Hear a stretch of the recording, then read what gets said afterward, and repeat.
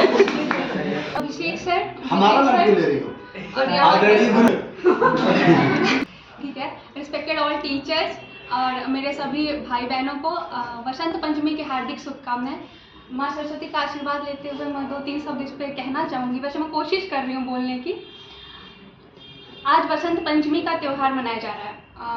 हमारे पुराणों में तो अनेकों त्यौहार का प्रचलन है।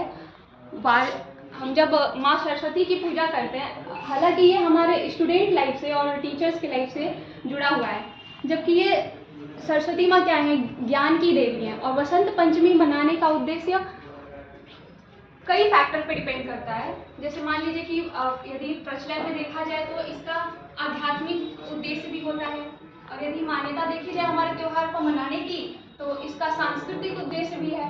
और इसका हम ये भी कह सकते हैं कि हम यदि कृषि प्रधान देश से हैं तो इसका किसानों के क्षेत्र में भी बहुत बड़ा उत्सव की तरह मनाया जाता है। हालांकि आप लोग को पता है आज जौ का कि किसका पूजा होता है घर पे, और मुझे कान में उसको ऐसे लगा के और हम लोग उसकी पूजा करते हैं, और तभी से किसानों के घरों में उत्सव का त्यौहार मनाते हैं। इसी को उत्सव के रूप में मनाते हैं और उनके घर में उल्लास आता है। कहा जाता है, बाबा दादी जितने भी मेरे घर में बड़े हैं, मैंने घर पे मनाया तो वो लोग कहते हैं कि आज के दिन झूठ नहीं बोलना चाहिए, आज के दिन कोई गलत काम नहीं करना चाहिए, विद्या ग्रहण करनी चाहिए।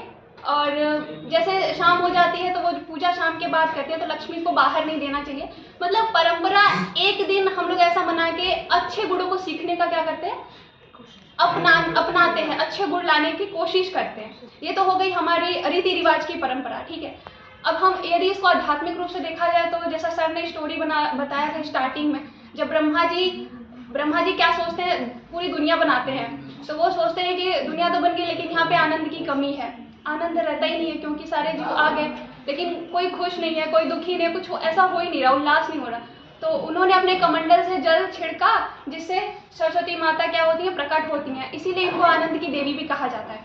अब आनंद की देवी से आप इसको ऐसे समझ सकते हो, जैसे मान लो आप स्कूल में हो तो आप ये क्या है, एक उत्सव मना रहे हैं तो हम आनंद की प्रक्रिया कर रहे हैं। संगीत है, कविता सर ने पिरोई, इनके पास ज्ञान का भंडार है, शब्दों का भंडार है, तो वो कविता के माध्यम से एक आनंद का सागर बना।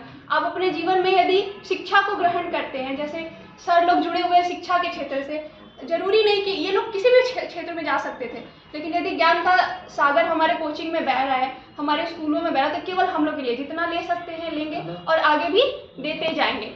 ऐसा हमारी सरस्वती जी के लिए, इसीलिए ब्रह्मा जी ने इनको ऐसे लिया। और इसी तरीके से हर तरह से हम लोग सरस्वती जी की पूजा करते हैं। और आज के यदि यूथ की बात करूं तो यदि मैं कह ही रही हूँ तो ये भी कह सकती हूँ कि